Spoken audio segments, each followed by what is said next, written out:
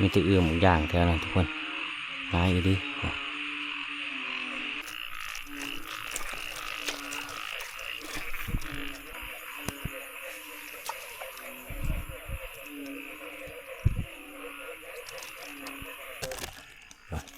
เดี๋ยวตัวใหญ่เลยกบก็เลยโอ้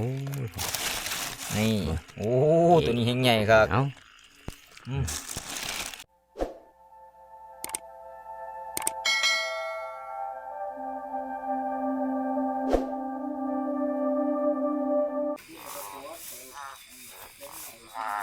โอ้ยสกุ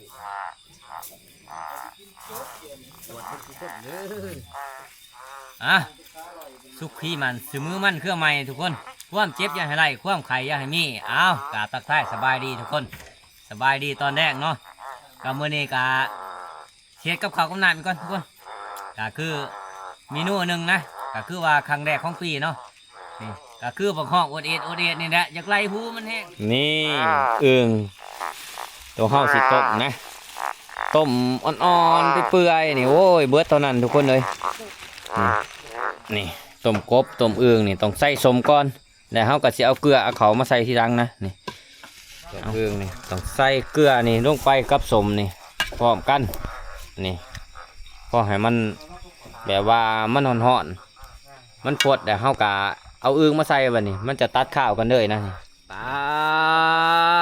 ทีโท10 บาทซา5 บาทดื้อ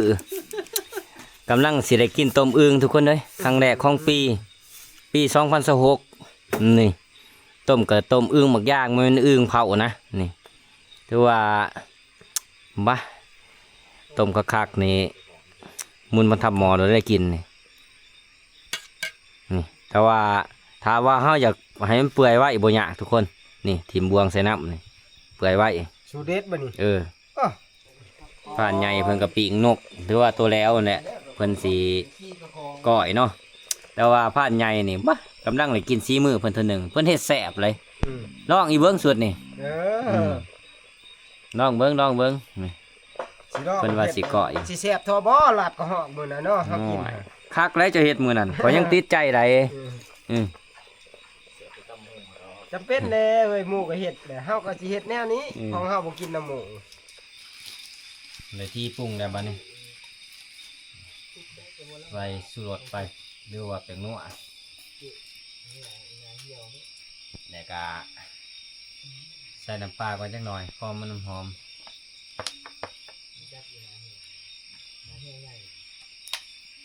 เอา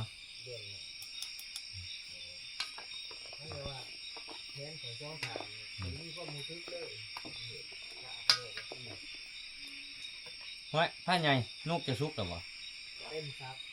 พี่ใส่แหละนกกันลูกเราไปปิอ๋อ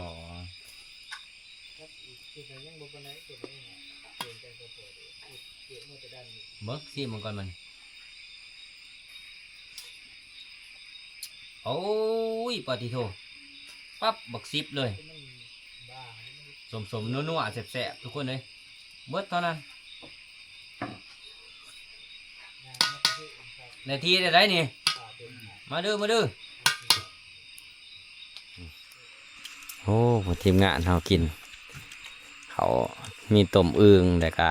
ลาบนกแล้วก็ปิ้งกบนะแม่ทับกุ้งปิ้งกบต้มอึ่งในผ่านต้มนี่ซิมเบิ่งก่อนจะคล้องต้มมาท่านได้กินเลยแต่ว่าในผ่านก็กินไปแล้วตอนค่ำๆนี่ซิมเบิ่งก่อนกระเด็นซิปมันสมดีเป่าขาดขนาดทุกคนนะต้มอึ่งที่ได้ตั้งแต่เอากินเขาอิ่มแล้วเนาะมากขอตับ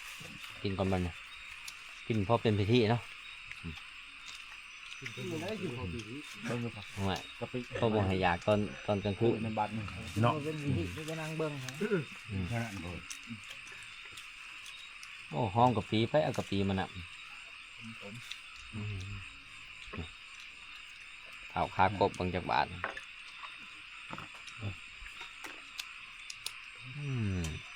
ครับมากินข้าวอย่างกันทุกคนหลังจากเขากินข้าวกินน้ำแล้วเขากะสีออกแต่ตาก่อนมาทุกคนไป ไปมื้อนี้ไปกันหลายคนแต่ก็หัวหน้าใหญ่เนาะในพานเองพานต่อมแล้วก็เบาเป้าแม่ทับกุ้งไปนํกัน4-5คนนี่แหละเพราะว่ามื้อนี้เป็นมื้อฝนตกตอนเช้านี่ก็โอ้ยแห้งขนาดทุกคนก็เลยสิไปไต่ตาเบิ่งเพราะว่าข่าวฝนตกนี่เนื้อมันจะออกนะเพราะว่าแต่อีเห็นหรือว่าตัวผ่านเนาะหรือว่าตัวหมูนะทุกคนเดี๋ยวก็ลากๆแล้วเขาก็สิจับกบจับอึ่งเลยนะมื้อนี้ขอสิไปกันหลายคนเอาไปลุ้นน้ำกันทุกคนว่าสิมานหรือประมาณเนาะ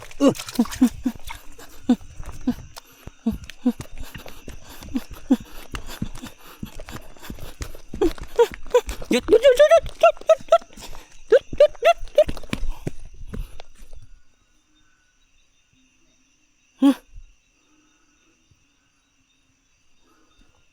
โอ้ไหนแล้วโอ้สวยนี่เอานี่2 ตัวเลยบาทเดียวถือว่าเขาก็เลยครบ2 คู่เนาะไหนก็เพื่อนใหญ่อีกเลย3 คู่นะไหนเพิ่มกันไปได้เติบแล้วบัดเขาก็สิไปต่อบัดนี้เพื่อนเนี่ยสิเลาะไป2 คนก็เพื่อนใหญ่ส่วนผ่านต่อมครับแม่ทับกุ้งเพื่อนสิไปทั้งคนให้เพื่อนไปถ่ายอยู่บกเตยเพื่อนส่วนเขาสิขึ้นไปจับอยู่ลานสังสีก่อนเท่าว่าหาว่ามีมันซะกบใหญ่ที่กบตัวนี้ตัวมันใหญ่เลยปุ่นเอะเลยปุ่นเสียงกบหองเป็นแสวอยู่ทุกคนเลยจากหมูย่างจากกบเนาะเอาขนาดฝนตกบ่ค่อยแห้งเลย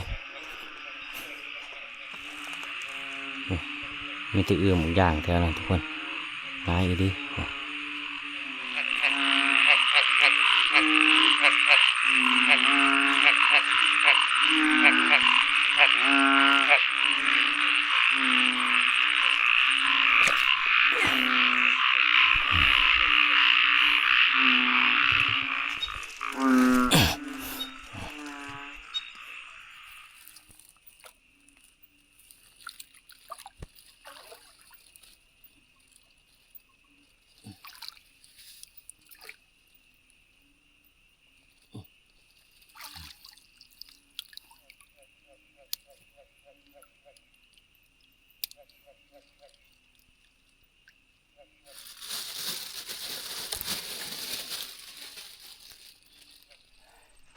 ในเบอร์3 ตัวเลยทุกคนยังน้องนั่นอีกในผ่านสิเป็นงมเบิ่งอีกมันตัวน้อง2 ตัวนะน้องใหญ่ตัวนี้น้องใหญ่ตัวนี้มันตัวน้อง3 ตัวจากน้ำสีเหลือกสีตื่นเนาะน้ำเดือดขนาดไหลซ้ำเดือดโผล่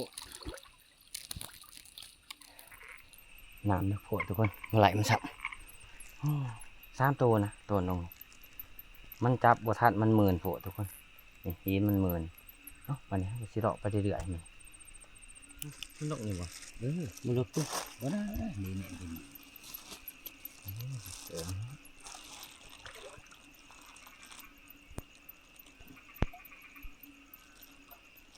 คอยกู้ครั้งเดียวมันถึงไม่ติดกู้ครั้งเดียวเอาไปนี่เดือดเนี่ยโอ้นี่ตัวน้อยมันตืดออกแล้วเจ๊แม่นบ่โอ้บอกเก่าเบิ่งโอ้ไหลที่เก่ายังอีกตัวนึงง่ายวะตามตัวนี้บ่ตัวผู้ตัวแม่นี่ตัวผู้ตัวนี้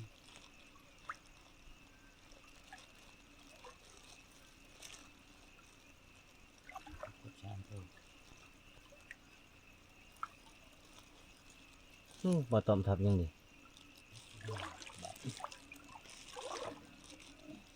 เล่นขึ้นนะบ่ไปต่อมันทุกคนฟังหูออกหูเขาอะไรเลยหมกย่างนะ แต่ทีมงานในผ่านนี่บ่ได้จับมันอึ่งบางอย่างมิเอาแต่อึ่งเผากับกบเนาะไปมานี่ไปต่อ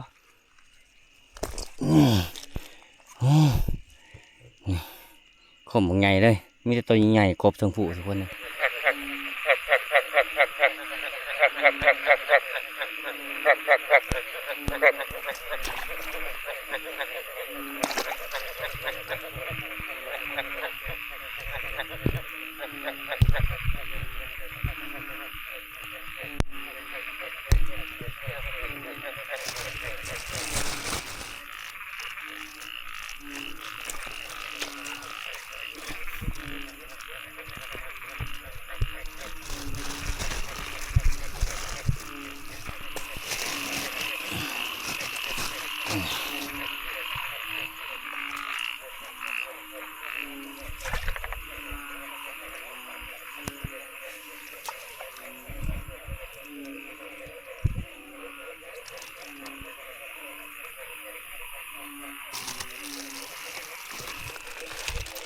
เขาทำเบิดโอ้บ่เห็นมั้งเขาทำเบิดกันต้องทำนี่แหละโอ้โขมกันสิเห็ดวันคุบ2 บาทเดียวเลยโอ้เอามันอยู่ในถ้ำคนอยู่นี่ถ้ำเขาเจ้ามาพักมาเสาอยู่นี่เต็มท้องมึงใหญ่ทุกคนเลยนี่ก็ประมาณ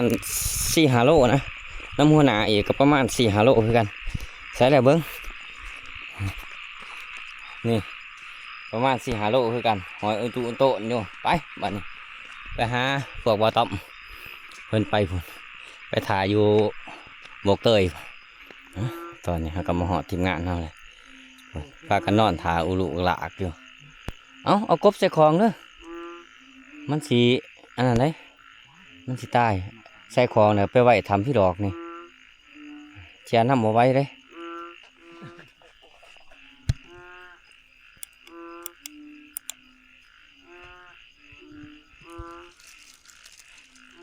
คอยเห็นนะใครเนี่ยแต่หัวหน้าสารของแล้วก็มาใส่เลยโอ้ยใส่เบิดนี่เกือบก็จะเครื่องของไงผมมายักเนี่ยเอา เต็มตองอยู่ดอกใส่เบิดนี่เป็น จนเนื้อทุกอย่างก็เอาเสือกผูกแอวมาอีกหมึกย่างเอาบ่ เอา โอ้ยกันสิเอาหมึกย่างเนาะ เก็บไป เอาเป็นสอบก็เวิร์ดอยู่ร้านอันน่ะ เดี๋ยวเป็นงบเอาในน้องเป็นอะไรด้านสั่งซีด้านสั่งซี กบคือให้มันห้องไหลวะ ห้องแล้วก็ลงไปมันก็เขาทำหินมันมีอยู่ โอ้ยขึ้นได้ฮะเสียตัวใหญ่เลยกบก็ดิโอ้ย นี่โอ้ตัวนี้แห้งใหญ่ครับ เอา2 ธงคนนะ ลองทงเนาะ โอ้ยมารวมกันแล้วกูได้เคิงเลย ไปสั่งกิโลนี่ก็ประมาณ10 กว่าโลนะหรือว่า13-14 โลนี่แหละคิดว่าเนี่ยมีแต่กบตัวใหญ่ๆทุกคนเลย2 ตัว 3 ตัวตัวโลนะมันตัวใหญ่เนาะ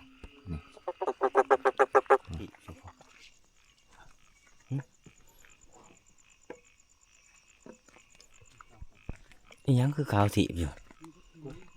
โอ้ปะนี่วะผู้ไปแล้วเพื่อนนี่ขาวถีบอยู่โอ้หลายเห็นไหนก็ตัวหนึ่ง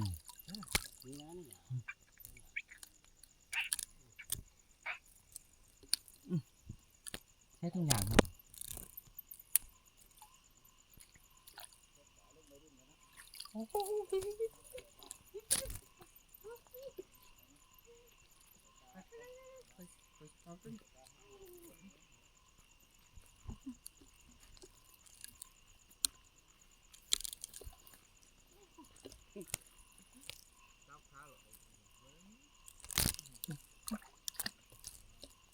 รักกันนั่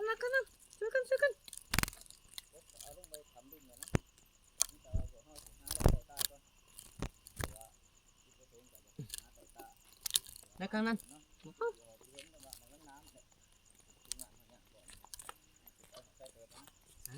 นี่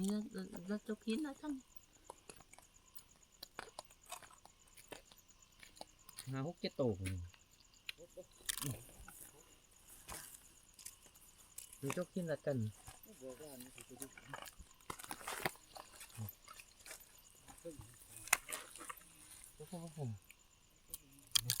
่ตะขางเต็มหมดครบแต่ครบเต็มหมดวะ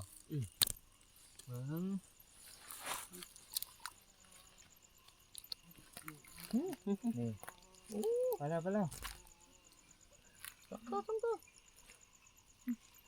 อันนั้นคนนี้นี่จับเอา2 ตัวนี่ขาเราบ่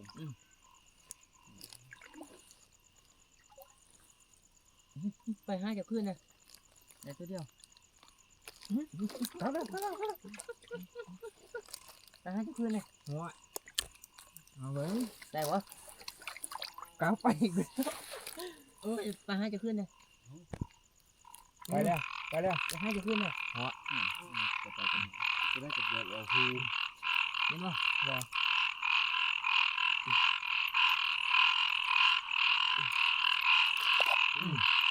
ไปแล้ว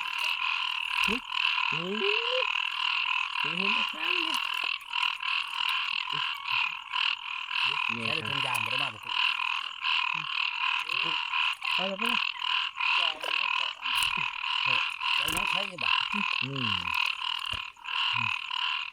เอาลงไปไว้ขึ้นแล้วบ่นี่แต่มัน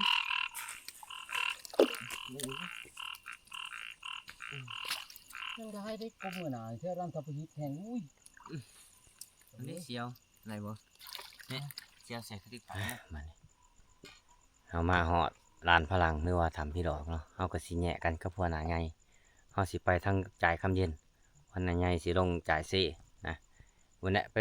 รัดกันอยู่ลานขย่อมคนทุกคนเนาะแต่แม่ทับกุ้งก่อน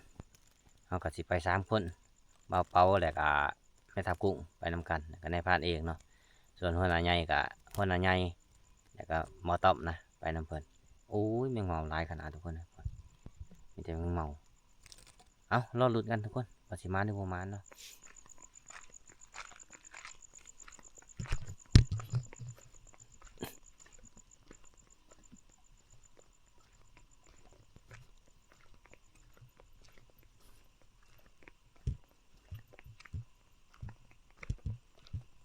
เมื่อย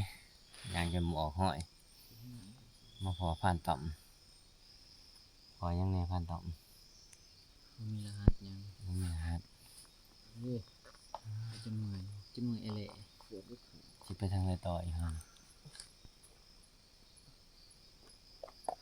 เติมตก ตัวไปได้เดือนเดี๋ยวไก่สิแจะหน่อยนึง เป็นหลักอีแดงเนาะ ดีใจ ลัง น่าทำพี่ดอกมั้ง มันต้องขึ้นด้านมันต้องขึ้นด้านแท้ ไปมาเลยเดินทางต่อมาเลยทุกคนมันเนี่ยเลาะกับทำที่เฮาเอากบไว้พุ่นน่ะเฮาสิไปนอนมื้อทำมันเนาะแล้วก็ชวนหัวหน้าใหญ่เพิ่นก็สิเลาะไต่ตาเมื่อทางหินมองพุ่นเลย